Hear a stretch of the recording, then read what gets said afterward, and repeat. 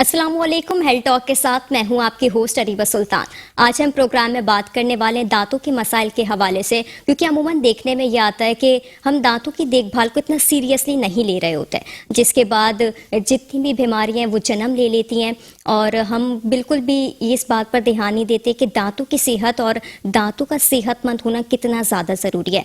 तो आज इसकी हम बात करेंगे कि दांतों की हिफाजत किस तरह से हम यकीनी बना सकते हैं और जो दांतों की बीमारियां हैं, जो बेशतर बीमारियां हैं, उनसे किस तरह से बचा जा सकता है। और फिर साथ साथ ये भी कि दांतों की हिफाजत हमारे लिए कितनी ज़्यादा ज़रूरी है, क्योंकि हम देखते हैं कि दांतों की बीमारियों के हवाले से अगर हम बात करें तो हमारे जहन में ये बात ही नहीं आती है कि दांतों की हिफाजत कितनी ज़्यादा इम्पॉर्टेंट है। और अगर हम इसकी हिफाजत नहीं करेंगे, अपने मुंह की सफाई नहीं रखेंगे, तो बहुत सारी बीमारियां ऐसी हैं जो कि जन्म ले लेंगी और हम उसका शिकार हो जाएंगे। तो आज हम दांतों के हवाले से बात करेंगे, जितनी भी बीमारी हम उससे किस तरह से बच सकते हैं। और फिर ओरल कैंसर के हवाले से भी आज हम बात करेंगे, क्योंकि हमने देखा है कि वक्त के साथ साथ मुंह का जो कैंसर है उसकी तादाद में भी इजाफा होता जा रहा है। ये क्यों होता जा रहा है और इसका तदारुक किस तरह से किया जा सकता है, इसकी रोकथाम किस तरह से की जा सकती है, इस हवाले से आज हम बात करेंगे। प्रोग्राम में हमें ज्वाइन किया है डॉक्टर सैद इकबाल हैं हमारे साथ, डेंटल सर्जन है आप। सबसे पहले सर अस्सलाम वालेकुम, प्रोग्राम में आपको वेलकम करेंगे। कैसे हैं आप?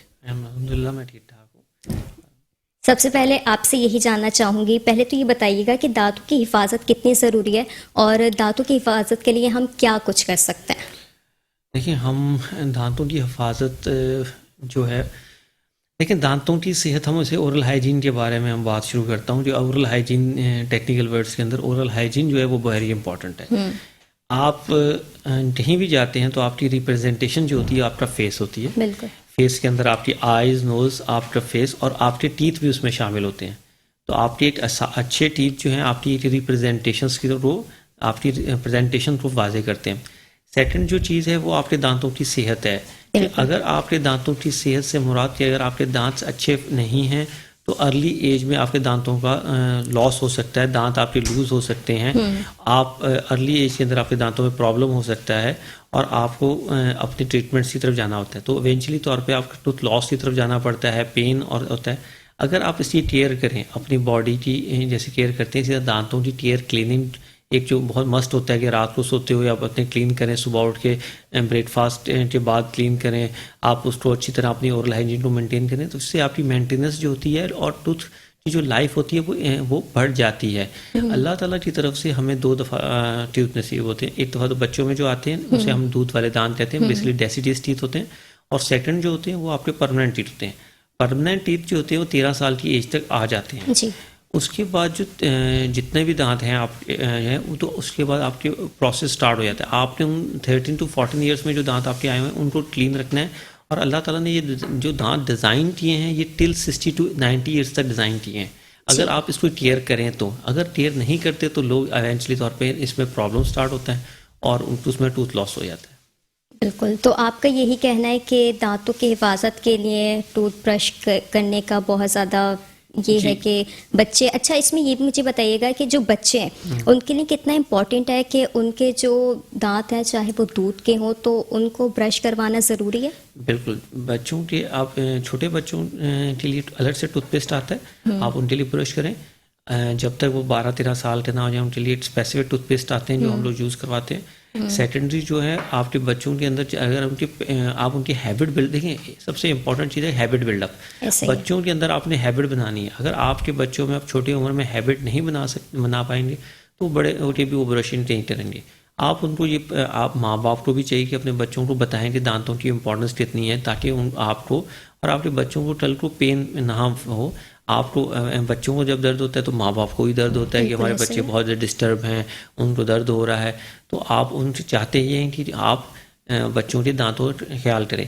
आजकल क्योंकि अवेलेबिलिटी ऑफ थिंग्स बहुत ज़्यादा हो गई हैं, हम लोग का जो रिफाइंड डाइट्स हैं वो अवेलेबल बहुत ज़्यादा हैं। आप किसी भी स्टोर में जाएं आपको चॉकलेट्स और बहुत सारे ब्रांड्स की चीज़ें अवेलेबल होती हैं जो बच्चों के लिए होती हैं। तो माँ बाप बच्चों को लेके देते हैं और जब उनकी फिर अच्छा लेके देना इज़ नॉट इशू, आप उनको क्लीन करें। देखिए, हम उनको गलत टाइम पे गलत देते हैं। रात को सोते हुए बच्चे को चॉकलेट या टॉफ़ी नहीं देनी चाहिए, उनको ब्रश करके सुलाएं। मॉर्निंग में भी आप उनको जब दे रहे हैं तो उनका टाइम स्पेसिफिक हो, उनके ख्याल करें कि उनको जब आप कोई भी इस तरह की चीज़ दे रहे हैं तो वो उसके बाद उनके दांतों की सफाई का ख्याल करें। ये पहले पेरेंट्स की रिस्पॉन्सिबिलिटी है कि वो अपने बच्चों के दांतों का कितना है। हाँ, जब वो बच्चे बड़े हो जाते हैं तो फिर उनकी रिस्पॉन्सिबिलिटी, लेकिन फर्स्ट ऑफ ऑल पहले पेरेंट्स की रिस्पॉन्सिबिलिटी है कि वो अपने बच्चों के। तो जो बच्चे हैं जो कि बहुत ज़्यादा मीठा भी खाते हैं, क्योंकि हम बचपन से ये सुनते हुए आ रहे हैं कि मीठा नहीं खाना चाहिए क्योंकि जो बच्चे हैं उनके दांत खराब हो जाते हैं, एक कीड़ा लग जाता है, इस तरह की चीज़ें हम सुनते हुए आ रहे हैं। तो इस चीज़ में आप क्या समझते हैं कि कितनी सदाकत है? ऐसा ही होता है कि बहुत ज़्यादा मीठी चीज़ें खाने से बच्चों के दांत वाकई ख़राब होते हैं? बिल्कुल, डेफिनेटली। असल में होता क्या है, 3-4 फैक्टर्स होते हैं। एक फैक्टर ये होता है कि हम बच्चों को मीठा जो होती है, टॉफ़ीज़ जो होती हैं, वो हम रात के टाइम या शाम के टाइम दे देते हैं। जैसे हम बहुत सारे ऐसे आजकल स्नैक्स आ गए हैं जिसके अंदर शुगर कंटेंट ज़्यादा होता है। फिर आपकी अवेलेबिलिटी ऑफ बहुत सारे ऐसे मिल्क एडिटिव आ गए हैं, जो मिल्क के जैसे चॉकलेट के एडिटिव्स आते हैं, उसके अंदर आपके बहुत सारे एडिटिव्स होते हैं जो आप मिल्क में मिला देते हैं। उसमें वो टेस्ट डेवलपमेंट करने के लिए शुगर कंटेंट को बढ़ा देते हैं। आमतौर पर रात को माएँ जो होती हैं वो अक्सर अपने बच्चों को दूध फीडर में डाल के उसमें चीनी मिक्स करके दे देती हैं, तो वो आप सारी रात उनको फीडर पीते हैं, और जो चीनी है और जो शुगर है ना, लगातार उनके दांतों में जाके स्टक हो रही होती है। तो ऐसा ही है। अच्छा, फिर उनके अब रात सारी कौन उठ के उनके दांत क्लीन करे सोते हुए बच्चों के, तो उनकी क्लीनिंग नहीं हो रही होती, तो वो और बच्चों बहुत सारे बच्चे फिर ऐसे भी होते हैं कि सुबह उठ के वो ब्रश नहीं करवा रहे होते, तो फिर हमने देखा है कि मदर्स उनके साथ ज़बरदस्ती नहीं कर रही होती नहीं कर हैं, रही होती, तो और फिर इसी तरह उनको नाश्ता करवा दिया जाता करवा है, दिया ये जाता सारी है। चीज़ें तो होती ये हैं। जो अच्छा अब बहुत ज़्यादा ऐसा होता है कि जो लोग बच्चों को फीडर के अंदर कोई भी जूस या कोई भी एडिटिव डाल के वाटर के साथ शुगर मिक्स करके बच्चों को दे देते हैं। अच्छा, बेसिकली शुगर क्या करती है? शुगर 2 चीज़ें नुकसान करती है। एक तो दांतों का नुकसान करती है, एक बच्चों में भूख लगने के अमल को थोड़ा सा कम कर देती है। तो उनकी जो असल डाइट है वो नहीं ली जा सकती। बिल्कुल ऐसे ही जैसे है। उनकी प्रोटीन डाइट साथ कंप्रोमाइज़ होती है, बच्चों को शुगर का टेस्ट डेवलप होता है, क्योंकि sugar is also very important. वो आपकी बॉडी की एनर्जी करती है, लेकिन डेवलपमेंट के लिए बच्चों के लिए अंदर प्रोटीन भी की बहुत ज़रूरत होती है, क्योंकि बॉडी मास डेवलप हो रहा होता है। कैल्शियम की बहुत ज़रूरत होती है, क्योंकि बॉडी की जो बोन्स होती हैं वो डेवलप हो रही होती हैं।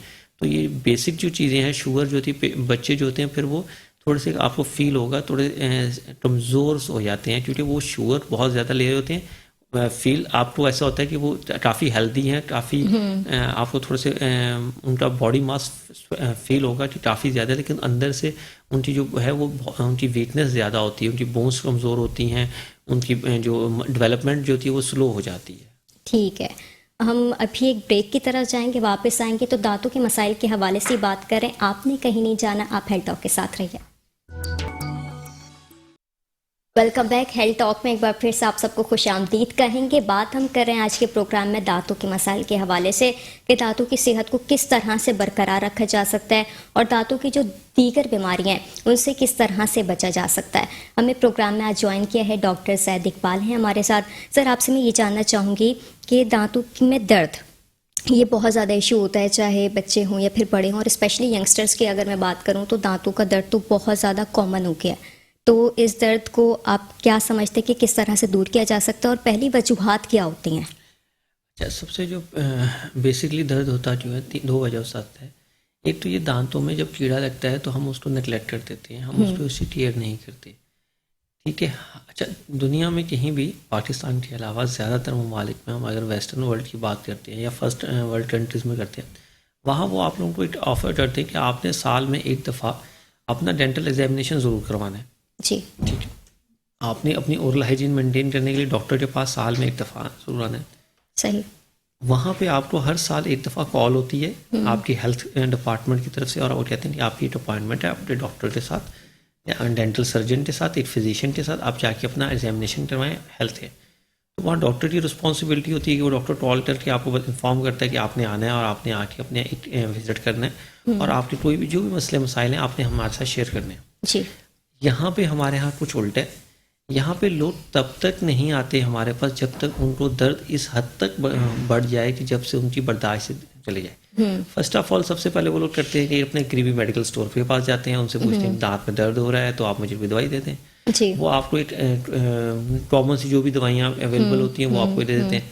आप फिर दोबारा उनके पास जाते हैं, वो कहते हैं अच्छा मैं दूसरी दवाई दे देता हूँ, वो एक और दवाई दे देते हैं। जब उससे बात आगे बढ़ जाती है तो आपके पास पेशेंट आता है डॉक्टर के पास क्लिनिक पे, अपना एग्जामिनेशन करवाने के लिए, और फिर वो हम उसको सही मेडिसिन प्रिस्क्राइब करते हैं, और फिर हम उसको दांतों का ओरल एग्जामिनेशन करते हैं, चेकअप्स करते हैं, और उसके बाद हम पूरी डिटेल में उसको जी करते हैं। तो ये एक नॉर्मल हमारे यहाँ फॉलो होता है प्रोसेस, जी। ये हमारा प्रोसेस। तो अगर जो लोग विजिट नहीं करते हैं या जो जी। लोग चाहते हैं कि घर में बैठकर सिर्फ वो मेडिकल स्टोर वाली जो पेन किलर है उसके अलावा अगर वो कुछ चाहें, कि क्या पॉसिबल हो सकता है फौरी तौर पर अगर दर्द बहुत ज़्यादा हो रहा है? देखिए, हाँ, अगर पॉसिबल हो रहा है तो आप देखिए, बहुत सारी मेडिसिन ऐसी होती हैं, पेशेंट कई दफ़ा हम लोग ऑनलाइन हमारे है ईसा के पेज के ऊपर जाके, डॉक्टर ईसा लैब के पेज के ऊपर आप जाके डॉक्टर से कंसल्ट कर सकते हैं। आप वहाँ पे हमें मैसेज कर सकते हैं, ईसा के पेज के ऊपर हम लोग अवेलेबल होते हैं, तो हम फ़ौरन उनको मेडिसिन लाएँ। देखिए, मेडिसिन लेना इतना आसान नहीं होता। जैसे मैं आपको मेडिसिन के हम प्रोसिस सोडियम हम प्रिस्क्राइब करते हैं, लेकिन उसके लिए पेन के अंदर शदीद पैनाडोल दे सकते हैं, पैरासीटामोल रूप दे सकते हैं, लेकिन इसमें ज़रूरी ये होता है कि पेशेंट कौन है, वो मेल है या फीमेल है। सही। फीमेल में है तो उसमें प्रेगनेंसी में है या नहीं है, हमें बहुत सारे रिस्ट्रिक्शंस के साथ हैं। पेशेंट जो है वो हार्ट पेशेंट है या पेशेंट नॉर्मल पेशेंट है, सही। ठीक है, पेशेंट को डायबिटीज़ है या नहीं है, शुगर मतलब शुगर आम जबान में कहते हैं हम शुगर, तो ये सारी चीज़ें देखनी होती हैं। एक पेशेंट जिसको ऑलरेडी ब्लड प्रेशर का मसला है और उनका ब्लड प्रेशर बहुत ज़्यादा है, उनको अगर पेन हो रहा है तो उसको हम वो मेडिसिन नहीं दे सकते जिसके अंदर ब्लड प्रेशर बढ़ने का मसला, ठीक है। तो हमें ये क्वेश्चनिंग टेरेटरी हम देते हैं। मैं नाम तो आपको बहुत सारे पेन किलर्स के बता सकता हूँ, लेकिन देखिए कौन सी दवाई किसके लिए सूटेबल है ये डिसाइड करना एक मुश्किल टास्क होता है। ये बिल्कुल ऐसे ही, क्योंकि जब आप मेडिकल स्टोर के पास जाते हैं कि कोई पेन किलर लेने के लिए, तो वो आपसे पूछते नहीं है कि आपको ये बीमारी तो नहीं है, वो सिर्फ दे देते हैं। तो जब आप वो पेन किलर ले लेते हैं तो फिर उसके बाद और बहुत सारी चीज़ें होती हैं, बहुत सारे इश्यूज होते हैं जो कि आपके लिए वबाले जान बन जाते हैं। फिर बाद में प्रॉब्लम होते हैं। कई दफ़ा पेशेंट अपनी छोटी छोटी चीज़ों को निगलेक्ट करता है और बाद में वो यही कहता है कि हमारे साथ प्रॉब्लम्स होते हैं। कई दफ़ा ऐसा हुआ है कि लोगों ने प्रेगनेंसी के अंदर ख़ास तौर पे औरतों ने टैबलेट्स ले ली और वो टैबलेट्स बाद में चल के जो उनका बेबी फ्यूचर में उसको उन्होंने हार्म किया। तो वो फिर सारी ज़िंदगी लोग ये सोचते हैं कि अच्छा मैं उस टाइम ये देख लेता। तो एक छोटी सी गलती आपके लिए बहुत ज़्यादा मुसीबत या प्रॉब्लम का बायस बन सकती है। तो होना ये चाहिए कि आपकी जब भी आप मेडिसिन लें तो प्रॉपर किसी डॉक्टर से एडवाइस ले के लें, अदरवाइज आपको वो हार्मफुल हो सकती है मेडिसिन। देखिए, मेडिसिन लेना, देखिए हमारे मुल्क के अंदर सेल्फ मेडिकेशन का बहुत रुझान है, लोग बहुत ज़्यादा लेते हैं। आप किसी मेडिकल स्टोर से या जैसे कोई डॉक्टर आपके अपने अजीज में मेडिकल स्टोर ना भी जाए तो बहुत सारे लोग आपको मेडिसिन एडवाइस कर देते हैं कि आप ये डॉक्टर के अलावा आपके यहाँ पे सारे डॉक्टर्स हैं। बिल्कुल ऐसा ही है, एक सियासतदान हर कोई और एक डॉक्टर यहाँ पे। डॉक्टर्स आपको हर किसी की मेडिसिन दे रहे थे। देखिए, कल भी मेरे 2 पेशेंट्स आए, उन्होंने मुझे बोला कि सर ये देखिए हमारा कोलेस्ट्रॉल बढ़ा हुआ है। मैंने बोला this is not my domain, this is आप जाए डॉक्टर को दिखाएं, जनरल फिजिशियन को या कार्डियोलॉजिस्ट को दिखाएं कि आपके जो प्रॉब्लम आ रहा है वो देखिएगा। मैं उनको कहता है जी नहीं, मेरी मदर फलां दवाई यूज़ कर रही हैं, आप ये कर ले। अच्छा। मैंने उनको ये मतलब हमारा सजेशन ये कि देखिए आप अपना जॉब डू करें, आपको आपका डोमेन नहीं है दूसरी की, ठीक है ना। तो इसलिए ज़रूरी है कि हम जो चीज़ के बारे में आपने पढ़ा है, जो काम आपने ज़्यादा अच्छा कर सकते हैं। बिल्कुल ऐसे ही। अच्छा डॉक्टर, ये भी बताइएगा कि जो पेशेंट्स आपके पास नॉर्मली आ रहे होते हैं तो उनको कौन से ऐसे कॉमन इश्यूज़ हैं दांतों के हवाले से जो कि बहुत ज़्यादा पेशेंट्स आपके पास आ रहे होते हैं? देखिए, हमारे यहाँ मोस्टली 3 तरह के पेशेंट ज़्यादातर आ रहे होते हैं। एक तो सबसे कॉमन जो पेशेंट्स होते हैं जिनकी ओरल हाइजीन इज मेंटेन नहीं होती। दूसरे पेशेंट्स होते हैं जिनके सिवियरली पेन होता है और उसके साथ उनको शदीद पेन के साथ आते हैं। थर्ड वो पेशेंट जिनका काफ़ी ज़्यादा परसिस्टेंट लॉस हो चुका होता है, दांतों का कीड़ा लगने के बाद दांत टूट फूट का शिकार होते हैं। 3 तरह। तो फर्स्ट ऑफ ऑल पहले जो फर्स्ट पेशेंट्स हैं उसमें हम मोस्टली स्केलिंग करते हैं। हम दांतों की ओरल हाइजीन को मेंटेन करते हैं। दांतों पे जो निशान लगे होते हैं उनको, दांतों के अंदर जो कैल्कुलस और टार्टर फंसा हुआ है उसको क्लीन करते हैं। जिंजिवाइटिस एक बीमारी होती है, जिंजाइवल इन्फ्लेमेशन। जो आपका जिंजाइवा है उसका बहुत इंपॉर्टेंट रोल है। आपके दांतों को होल्ड करने के अंदर जिंजाइवा जो है उसको रोक के रखता है। अगर जिंजाइवा इन्फ्लेम होता है तो वो इन्फ्लेमेशन जो होती है, इन्फेक्शन जो होती है, आहिस्ता आहिस्ता जिंजाइवा से बोन में जाती है और बोन जो होती है वहाँ से ख़त्म हो जाती है। दांत के चारों तरफ जो बोन होती है वो ख़त्म हो जाती है और उसके अंदर प्रॉब्लम स्टार्ट होता है और दांत जो हैं वो आपके लूज़ हो जाते हैं। लोग अक्सर कहते होंगे कि हमारे दांत लूज़ हो गए हैं, हमें अब खाते हैं तो हिल रहे हैं। तो उसका जो बेसिक जो रीज़न होता है वो होती है जिंजिवाइटिस। लेकिन जिंजिवाइटिस एक दिन में दांत नहीं खराब करता, इसके लिए पीछे आपके 4 to 5 ईयर और मोर अ डेके लगता है। अगर आप एक दिन की नेगलेक्ट से नहीं, आपकी लगातार कई साल की नेगलेक्ट, और डिपेंड करता है कि कौन सा पेशेंट जो है इसके ज़्यादा अफेक्ट होता है। एक पेशेंट की जो बोन होती है वो ज़्यादा स्ट्रॉन्ग होती है तो वो आहिस्ता आहिस्ता लॉस होती है। कुछ लोगों की ऑलरेडी बोन जो होती है बहुत वीक होती है। सही।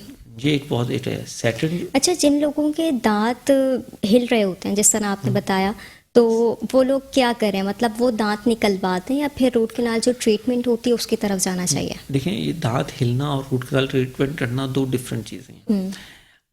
हम सबसे पहले बात कर रहे हैं दांत हिलने की। तो दांत हिलना जो है वो एक मोबिलिटी की फॉर्म में आता है। इसके हमारे पास 4 ग्रेड होते हैं, मोबिलिटी 1, 2, 3 एंड 4। हम उसमें ग्रेडिंग करते हैं, देखते हैं कि कितना मोबाइल है। 2 और 3 ग्रेड के 3 और 4 ग्रेड के अंदर जो आते हैं मोबिलिटी, उसमें हमें मजबूरन दांतों को रिमूव करना होता है। सही। 1 और 2 जो मोबिलिटी होती है उसके अंदर हम उनको रिस्टोरेशन की तरफ जा सकते हैं। रेस्टोरेशन इस तरह करते हैं, हम दांतों की लेज़र के थ्रू क्लीनिंग करते हैं। स्टेलर डिफरेंट हमारे पास प्रोसेस होते हैं, उसके थ्रू हम स्टेलिंग करते हैं, दांतों की सफाई करते हैं, उस पर जितने भी पार्ट्स और जो फॉरेन बॉडी लगी होती है उसको साफ करते हैं और बैक्टीरियल कॉलोनाइजेशन को ख़त्म करते हैं। सही। उसके बाद हम उनको ऐसी मेडिसिन प्रिस्क्राइब करते हैं जिससे उनके दांतों की और बोन की री हीलिंग हो सके, दोबारा उनकी हील हो के दांतों को अपनी तरह फर्म कर सकें। तो ये बड़ा एक इम्पॉर्टेंट रोल होता है इनका। अच्छा, और वो जो गम से ब्लीडिंग हो रही होती है और दाढ़ की अगर मैं बात करूं तो उसमें दर्द और फिर गम से मसूड़ों से जो ब्लीडिंग हो रही होती है, तो उसको किस तरह से रोका जा सकता है और ये होता क्यों है? अच्छा, फर्स्ट ऑफ ऑल जो जिंजिवाइटिस एंड पेरिडोंटाइटिस दो डिजीज होती है। जिंजिवाइटिस एक इनिशियल डिजीज होती है और पेरिडोंटाइटिस एक सेकेंडरी डिजीज होती है। तो ये दोनों अगर जब मिल जाते हैं तो ये दांतों के ऊपर जो ब्लीडिंग होती है उसको ज़्यादा करते हैं। अरफ़े आम में हम लोग जहाँ लोग इसको पायरिया कहते हैं, वर्ड आपने अक्सर सुना होगा जी, पायरिया हुआ। उसमें ये होता है कि दांतों में से ब्लड आना, दांतों की मसूड़ों में से पस आना। तो उसका सबसे पहला ये ट्रीटमेंट ये होता है कि हम दांतों की सफाई करते हैं। फिर सेकेंडरी हम उनको कुछ ऐसे माउथ वॉशेस और कुछ ऐसे एजेंट देते हैं जो दांतों पे अप्लाई करने से उनकी जो जिंजिवाइटिस है वो कम होना शुरू हो जाता है। ये थोड़ा सा लेंथी पीरियड होता है, इसमें पेशेंट के 2 से 3 विजिट्स लगते हैं, लेकिन 2 से 3 विजिट्स के बाद पेशेंट के जो ड्रम्स होते हैं वो अपनी जगह पे वापस आ जाते हैं और बोन डेवलप होने में अब टेक 2 to 3 months अगर वो केयर करता है तो ये चीज़ है। अगर रूट कैनाल के आपने भी पूछा ना, दांत में दर्द और अच्छा, पेशेंट कुछ ऐसे पेशेंट होते हैं जिनके दांतों में कीड़ा लग जाता है छोटा सा। बिल्कुल। अब वो कीड़े को इग्नोर करते हैं और वो वेट करते हैं कि अब ये अच्छा आहिस्ता आहिस्ता जो ब्लैक रंग की कैविटी होती है वो इतनी बड़ी हो जाती है कि वो दांतों के बीच में अल्लाह ताला ने जैसे नर्व पैदा किए। आपने अक्सर देखा होगा कि जैसे अल्लाह ताला ने बोन के अंदर बोन मैरो पैदा होता है, इसी तरह दांतों के अंदर दांतों की पल्प होती है, जिसे हम उसके अंदर जो ब्लड सप्लाई लेकर आती है उसको ठंडा। जब भी आप दांतों में कोई खाना पीना खाते हैं, जो दांतों में वो ठंडक का एहसास थोड़ा फील होता है वो आपकी नर्व की वजह से होता है। कि आप आइसक्रीम खाते हैं तो आपको पता चलता है ये ठंडी है, और गर्म आप चीज़ ले रहे तो आपको फील होता है कि गर्म है। तो अल्लाह ताला ने सेंसेशन पैदा की है दांतों के अंदर। अगर वो सेंसेशन जो आप कीड़ा है या जो कैविटी है वो इतनी बड़ी हो जाए कि वो दांतों के नर्व के एंड तक पहुंच जाए तो वो उसको जाके इन्फ्लेम कर देती है। इन्फ्लेमेशन करने की वजह से उसके अंदर सीवियर किस्म की पेन स्टार्ट हो जाती है और पेशेंट जब हमारे पास आता है तो हम उसको फिर एडवाइस करते हैं कि देखें अब आप बहुत लेट हो गया है, अगर आप फिलिंग करवा लेते तो आप आज यहाँ ना आ रहे होते तो आपको अब इसकी रूट कैनाल करानी पड़ेगी। सही। तो जिन लोगों के दांतों के बीच में गैप आ रहा होता है तो उसकी फिलिंग के लिए आप लोग क्या कर रहे होते हैं, उसकी क्या ट्रीटमेंट होती है? नहीं, 2 तरह का गैप आ रहा होता है। एक तो कैविटी की वजह से गैप आ रहा होता है, उसमें हम फिलिंग कर देते हैं। एक दूसरा ये कि हमारे यहाँ बहुत कॉमन है कराची में छालिया खाना, और छालिया खा खा के लोग अपने दांतों को बहुत ज़्यादा वेयर ऑफ कर लेते हैं, दांत उनके घिस जाते हैं, उनके अंदर स्पेस बन जाती है। क्योंकि वो देखें उनको उनको लगातार वो मेस्टिकेशन कर रहे होते हैं, च्युइंगिंग कर रहे होते हैं, तो उनकी एट्रीजन हो रही होती है, दांतों को अमल जो होता है वो स्टार्ट हो जाता है। तो उसके लिए फिर हमें क्राउन या ब्रिजेस लगाने पड़ते हैं ताकि स्पेस बंद हो। क्योंकि अगर हम फिलिंग करेंगे वो दोबारा छालिया खाएंगे तो वो फिलिंग टूट जाती है अक्सर उस वजह से। अच्छा, ओरल कैंसर के हवाले से भी आपसे मैं जानना चाहूँगी, जो मुंह का कैंसर है उसके सबसे पहले तो आप वजूहात भी बता दें कि वजह क्या होती है और फिर सिम्टम्स। देखिए, सब सिम्टम्स पहले हम वजूहात की बात करें। मोस्ट कॉमन जो है हमारे माशरे में, oral cancer is very common. बिल्कुल ठीक ऐसा ही है, है। इसके 4 वजूहात हो सकती हैं। आपकी लोकल कॉज हो सकता है, लोकल कॉज भी आपकी हैबिट। फर्स्ट ऑफ ऑल आपकी जो बीटल नट्स हैं, जिसे हम छालिया का दाना कहते हैं, ये one of the most factor है। टोबैको जो होता है, च्युइंगबल टोबैको होता है जो खाया जाता है, टोबैको लोग अक्सर अपने मुंह में जो टोबैको या हम उसे कहते हैं मसाला या तंबाकू का चूर बना के वो मुंह में रखते हैं, वो एक वन ऑफ द कॉज होता है। इसके अलावा गुटखा छालिया, ये जो डिफरेंट पान पराग इस तरह की जो आती हैं, जो लोग ये यूज़ करते हैं पाउडर फॉर्म में, तो ये भी वन ऑफ द कॉज, क्योंकि बेसिकली इसके अंदर जो मिक्सचर होता है वो आपका यही होता है, बीटल नट्स होते हैं और बाकी कुछ ऐसे रिएक्टिव एजेंट्स होते हैं उसमें। आपको टोबैको होता है, तो इसमें डिफरेंट रिसर्चेस ने ये बात हमें वाज़ेह की, हमारे मुल्क में ख़ास तौर पे हमारे रीजन के अंदर ये बहुत ज़्यादा कॉमन है ओरल कैंसर।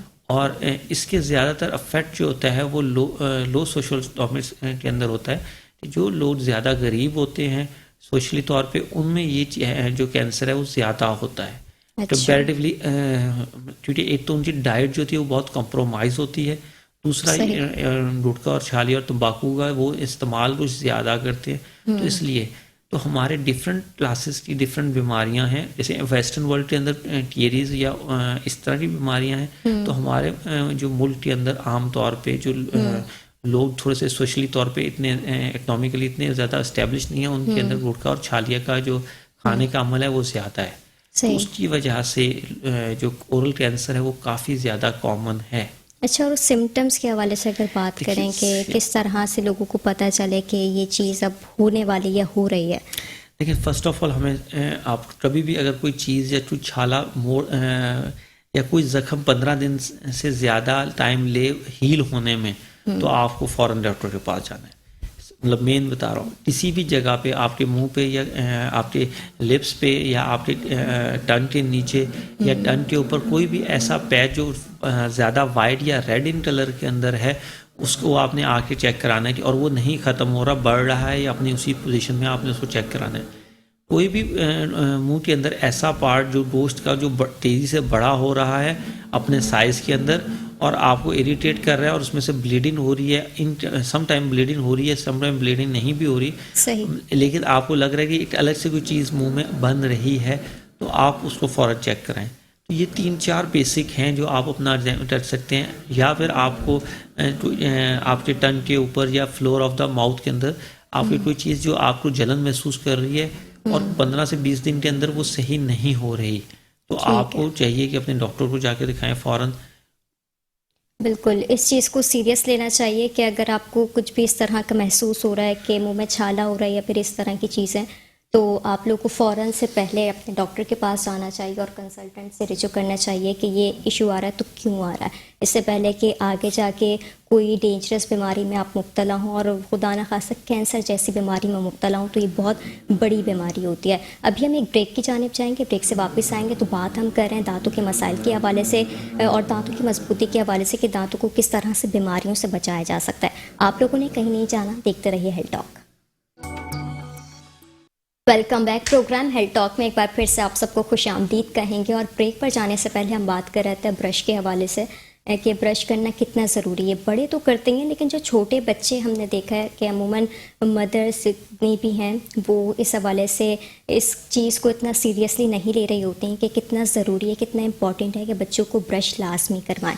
बच्चे चाहे ज़िद करें, बच्चे रोएं, कुछ भी करें, लेकिन जो पेरेंट्स की जो जिम्मेदारी, स्पेशली मदर की जो जिम्मेदारी है, उनसे यही अपील है, यही हम यहाँ पर कहना चाहेंगे कि उनको लाजमी पहले ब्रश करवाएं, उसके बाद कुछ भी खाना पीना खिलाना है या फिर अगर बच्चे मीठा खाने का बहुत ज़्यादा ज़िद करते हैं तो उनको ज़रूर दें, लेकिन ब्रश करवाना उनकी एक रूटीन का हिस्सा बना लें कि उनको लाजमी आपने करवाना है। तो डॉक्टर साहब, मैं आपसे ये भी जानना चाहूँगी, ब्रश के हवाले से ब्रश करने की इंपॉर्टेंस तो आपने बताई, लेकिन साथ ये भी बताइएगा कि दिन में कितनी बार ब्रश करना चाहिए, सुबह और रात में ब्रश करना इनफ है? देखिए, ब्रश 2 टाइम्स हम लोग एडवाइस करते हैं ज़्यादातर लोगों में, रात को सोने से पहले और सुबह उठ के जब आप ब्रेकफास्ट करने के बाद। अक्सर लोग क्या करते हैं, रात सोते हुए ब्रश नहीं करते। जी। जो बैक्टीरिया आपकी सारी रात आपके दांतों को ख़राब करता है, आप सुबह उठ के उस ब्रश करते हैं तो वो जो नुकसान हो चुका होता है वो हो चुका होता है। तो मोस्टली लोग उसके बाद ब्रेकफास्ट करते हैं और ब्रेकफास्ट के बाद दांतों को क्लीन नहीं करते। तो ऐसा ही है। प्रॉपर ये होता है, हम लोग जो एडवाइस करते हैं वो ये कहते हैं कि आप नॉर्मली तौर पर रात को ब्रश करें, सुबह उठ के माउथ वॉश के साथ अपने दांत एक दफ़ा क्लीन करें। जो एक दांत आपके क्लीन है उसके ऊपर कोई चीज़ अकोमोडेट नहीं हुई, अगर करना चाहते हैं तो आप कर सकते हैं, लेकिन आप माउथ वॉश यूज़ करें या नॉर्मल स्लाइन के साथ आप रिंस कर लें। नॉर्मल स्लाइन क्या होता है कि मतलब जैसे हम ल्यूक वार्म वाटर में हल्के नीम गर्म पानी में 1 चम्मच नमक डाल के आप मिक्स कर लें, उससे क्लीन कर लें। वो एक नेचुरल आपका माउथ वॉश है। अगर आपके पास कोई अवेलेबल है माउथ वॉश तो आप उसके साथ भी क्लीन कर सकते हैं। आपने अपना ब्रेकफास्ट किया, ब्रेकफास्ट करने के बाद आपका जो मील होता है वो काफ़ी देर से बाद लेते हैं, क्योंकि अगर सुबह आपने 7 से 8 बजे आपने नाश्ता किया है तो आपका खाना जो है वो आप 1 से 2 के दरमियान करें तो वो टाइम पीरियड आपका बहुत ज़्यादा लंबा हो जाता है। तो उस दौरान आपके दांतों पे सुबह जो खाना खाया वो जो स्टिक हुआ वो साफ़ हो जाए। दोपहर के बाद जो प्रॉब्लम आप फिर दोपहर के बाद आप मतलब कि शाम में टी लेते हैं, शाम के बाद फिर खाना खाते हैं, तो वो टाइम पीरियड जो होता है वो जल्दी जल्दी आप 3 मील ले रहे होते हैं। सुबह मॉर्निंग में और इवनिंग के बीच में जो टाइम पीरियड होता है वो काफ़ी ज़्यादा जो होता है वो ज़्यादा होता है। तो इसलिए उसमें ये कि हमें थोड़ा सा मतलब ख्याल रखना और चाहिए। ब्रश करने का जो टाइम पीरियड है, कोई टाइम लिमिट है कि बस हम तो जल्दी जल्दी से कर लेते हैं कि ब्रश हो गया? हम ब्रश तो ऐसे कर रहे होते हैं जैसे हमें दुनिया का सबसे इम्पोर्टेंट काम इस ब्रश के बाद करना है, ठीक है? ऐसे ही ना कि बाकी सारा टाइम जो है आपने मतलब आप और हाँ, हमने जितना भी टाइम बचाना है वो ब्रश करने में बचाना है, ठीक है ना? आपका जो टाइम टेबल का जो स्ट्रेचुअल है उसमें जो ब्रश है ना वो जो है ना वो सबसे मतलब जो टाइम वेस्टिंग चीज़ है कि आप बस जल्दी जल्दी करें, उसको बस जल्दी जल्दी करना है। ऐसा ही है। मतलब टिक करते हैं आपने कि आज हमने वहाँ ब्रश किया है, ऐसे नहीं होना चाहिए।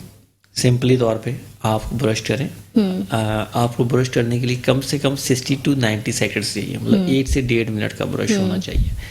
ब्रश को up and down, to and fro, मतलब ऊपर नीचे दांतों को 45 डिग्री पे रखें उसको, ताकि आपके दांतों और गम्स के साथ वो क्लीन हो। उसके बाद आप उसको अच्छी तरह आगे और पीछे से क्लीन करें।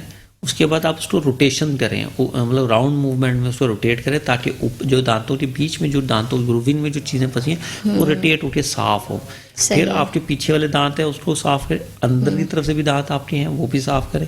टंग के ऊपर या टंग क्लीनर आता है आप टंग के साथ करें, ताकि आपके टंग के ऊपर भी कुछ बैक्टीरिया अकोमोडेट होते हैं, ताकि अब टंग के अंदर वो जो बैक्टीरिया या फूड पार्टिकल साफ हो जाए। हमारे यहाँ लोग समझते हैं कि दांतों को सिर्फ सामने से साफ करना ही हमारा है, जो वो नजर आता है, लेकिन ऐसा नहीं। हम दांत आपके अगर 3D मॉडल में देखें तो चारों तरफ से दांतों की सफाई जरूरी है। तो आप दांतों को फ्रंट साइड से, अपर साइड से और लिंगुअल साइड से, मतलब जो जुबान की तरफ जो एरिया आता है उससे अच्छी तरीके से साफ करें। इसमें कम से कम आपको जो टाइम पीरियड रिक्वायर होता है वो होता है 90 सेकेंड टू, ठीक है, लेकिन हमारे यहाँ लोग जो ब्रश करते हैं वो सिर्फ 10 to 20 सेकेंड करते हैं। अच्छा, दूसरी बात एक और हमने देखा बहुत ही लोग करते हैं, लोग दांतों के साथ एक कुश्ती लड़ रहे होते हैं, जो जबरदस्ती कर रहे होते हैं जी अब जो भी है इस ब्रश को दांतों के साथ करना है। देखिए, ब्रश आप हर 6 मंथ के बाद या 3 मंथ्स के बाद चेंज कर रहे हैं, लेकिन आपके दांत जो बहुत इंपॉर्टेंट चीज़ है आपकी बॉडी की वो चेंज नहीं हो रही, वो आपके वैसे कैसे। तो आप अपने दांतों को इस तरह इंपॉर्टेंट नहीं, जैसे वो आप अपनी स्किन को केयर करते हैं ना, जैसे स्किन को आप अच्छी तरह से साफ करते हैं सॉफ्टली, तो आप दांतों को भी सॉफ्टली हैंडल करें। आप उसके लिए मीडियम या सॉफ्ट ब्रश यूज़ करें। अच्छा, लोग स्मोकिंग करते हैं, लोग छालियाँ खाते हैं, उसके बाद कहते हैं जी ब्रश का काम है इनके इन स्टेन्स को ख़त्म करना। अब आप ऐसा ही है। आप अगर कभी अपने घर के किचन में जाएं और देखें कि आपके कोई इस तरह का जो बर्तन है उसको आप अगर बहुत ज़ोर से साफ करें तो आपको क्या फील होगा कि ये देखें इसके साथ ये अच्छा ही नहीं हो, मतलब कि तो आप अपने दांतों को इम्पोर्टेंट दें और उसको साफ करना है आपने, क्लीन रखना है। और क्लीन ऐसे नहीं होंगे, क्लीन आपके इस तरह होंगे कि आप दिन में 2 दफ़ा ब्रश करें। अच्छा, 24 आवर्स या 48 आवर्स के बाद अगर आप जितना मर्जी ब्रश करेंगे तो दांतों के सामने की सरफेस तो साफ हो जाएगी, लेकिन दांतों के गम्स के साथ जो एरिया है जहाँ वहाँ से वो क्लीन नहीं कर सकेगा, और ज़्यादा ज़ोर से करेंगे तो ब्लीडिंग स्टार्ट हो जाएगी। तो हम लोग टाइम पीरियड ज़्यादा कर देते हैं, हम 2-2 दिन ब्रश नहीं करते, उसके बाद कहते हैं ये देखें टूथपेस्ट ब्रश तो हमने सबसे अच्छा लिया था लेकिन फिर भी दांत साफ नहीं। टाइम्स मैटर्स कि आप दिन में 2 दफ़ा करें या मिनिमम 1 दफ़ा तो नीड है आपको रात को करने की। बिल्कुल सही है। और दूसरा, अगर मैं टूथपेस्ट की बात करूं तो मार्केट में हमने देखा है कि बहुत सारी अवेलेबल हैं और आसानी से बहुत सारी ऑप्शंस है, बहुत ज़्यादा चॉइसेस है हमारे पास। जी। तो आपको क्या लगता है कि कौन से टूथपेस्ट में ऐसी चीज़ें हैं जो कि इस्तेमाल करनी चाहिए? टूथपेस्ट के अंदर आमतौर पे फ्लोराइड जो एक ऐसा जमा होता है, उसमें उसकी क्वांटिटी होती है कि फ्लोराइड आपका ज़्यादा होना चाहिए। तो अच्छा कोई भी अच्छा टूथपेस्ट जिसके अंदर फ्लोराइड ज़्यादा हो वो आप यूज़ कर सकते हैं। उससे आपके दांतों की मजबूती और क्लीनिंग होती है। देखिए पहले अवेलेबिलिटी ऑफ थिंग्स इतनी नहीं थी, ठीक है। पहले हमारे पास 2 या 3 प्रोडक्ट होते थे जो हर घर में यूज़ होते थे। उनके घर में जैसे दांत साफ करने के लिए एक मंजन या प्रोडक्ट आता था, ठीक है। एक टूथपेस्ट आई, उसके बाद पेस्ट फॉर्म में बहुत बाद में, पहले एक पाउडर फॉर्म में आते थे। आप पाउडर फॉर्म को मिक्स किया और दांतों के ऊपर उसको डाल दिया। देखिए मकसद क्लीनिंग है, ठीक है। हम लोग ये देखते हैं कि पुराने लोगों के दांत जो थे वो कम खराब होते थे। और अभी भी जितने भी बुजुर्ग हमारे घर में मौजूद हैं तो वो अभी भी उसी चीज़ को प्रायोरिटी देते हैं। वो अभी भी मंजन से ही अपने दांत को क्लीन कर रहे होते हैं। देखिए नेचुरल चीज़ है, आप यूज़ कर सकते हैं। टूथपेस्ट के अंदर भी वही फॉर्मेशन जिस तरह आपने बताया ना, तरीकेकार और किस तरह से क्लीन करना है, तो ये इम्पोर्टेंट है। आपके टाइमिंग्स इम्पोर्टेंट है, आपका क्लीनिंग है। हाँ, टूथपेस्ट जो अगर आपको कोई एडवाइस करता है कि आपके गम्स में कोई प्रॉब्लम है तो हम मेडिकेटेड टूथपेस्ट यूज़ करें, बिल्कुल ऐसा। और अदरवाइज आपके जो टूथपेस्ट है उसको नॉर्मली तौर पे आप जिस तरह से आप यूज़ कर रहे हैं, जैसे आप हाथ धोने के लिए कोई भी अच्छा साबुन यूज़ करते हैं तो टूथपेस्ट भी आपके दांतों को, हाँ, अनटिल अनलेस कि आपको कोई ऐसी बीमारी नहीं हो गम्स की जिसकी वजह से डॉक्टर ने कोई आपको स्पेसिफिक मेडिसिन या स्पेसिफिक टूथपेस्ट एडवाइस करें तो आप उसको फॉलो करें। अदरवाइज आप जो है अच्छा कोई भी जो टूथपेस्ट है वो यूज़ कर सकते हैं जिसमें फ्लोराइड और स्टोशियम फ्लोराइड होता है और उसकी परसेंटेज ज़्यादा हो बड़ों के लिए। सही।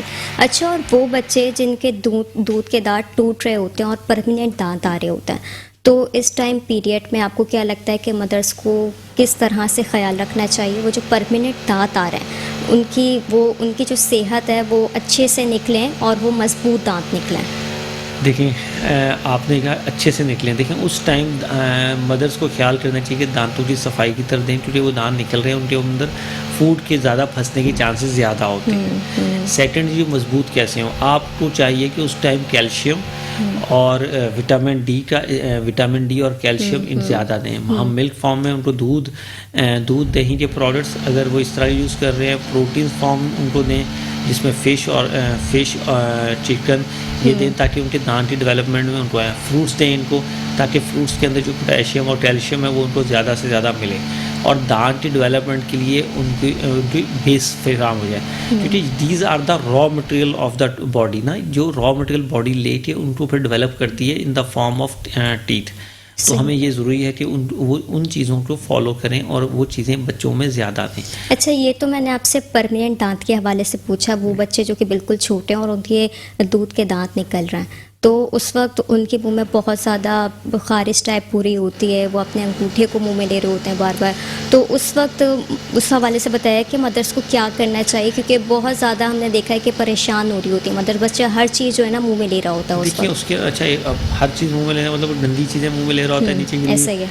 देखिए एक प्रोसेस होता है, उसे इरिटेशन कहते हैं। इरिटेशन जो होता है ना, उसमें गम्स अरप्शन हो रही होती है, गम्स के अंदर प्रॉब्लम हो रही है। तो उसके लिए आपके टीथर्स आते हैं, हम टीथर्स कहते हैं, जिसके ऊपर बच्चे बाइट करते हैं। वो सिलिकॉन्स की होते हैं बेसिकली। तो वो आप किसी भी, अब तो अवेलेबिलिटी इतनी आसान है कि आप उसको कहीं से भी लेके दे सकते हैं। पहले माएँ आमतौर पे जो हड्डी का नरम पार्ट होता था वो बच्चों को दे दिया करती थी चबाने के लिए।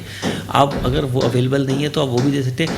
ख्याल करेंगे ज़मीन से उठाई हुई चीज़ या इस तरह चीज़ें वो ना इस्तेमाल करें।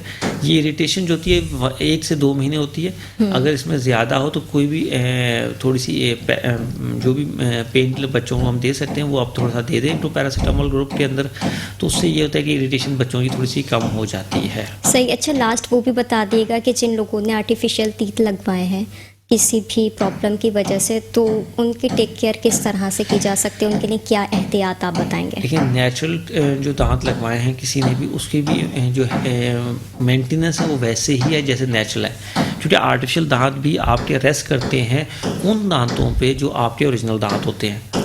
हम लोग उसमें 2-3 तरह के आते हैं ताकि फूड उसमें जाके ना फंसे। खाना जितना ज़्यादा फंस रहा है अगर उस दांत में तो उस ब्रिज को रिप्लेस करवाएं, नया ब्रिज लगवाएं, क्योंकि ब्रिज के नीचे जब फूड इन्फेक्शन होगी तो एवेंचुअली तौर पे उसमें बैक्टीरिया बनेगा और वो दांतों को ही जो दांतों पे वो फिक्स दांत लगे हैं उनको कंप्रोमाइज़ कर देगा उसकी हेल्थ को।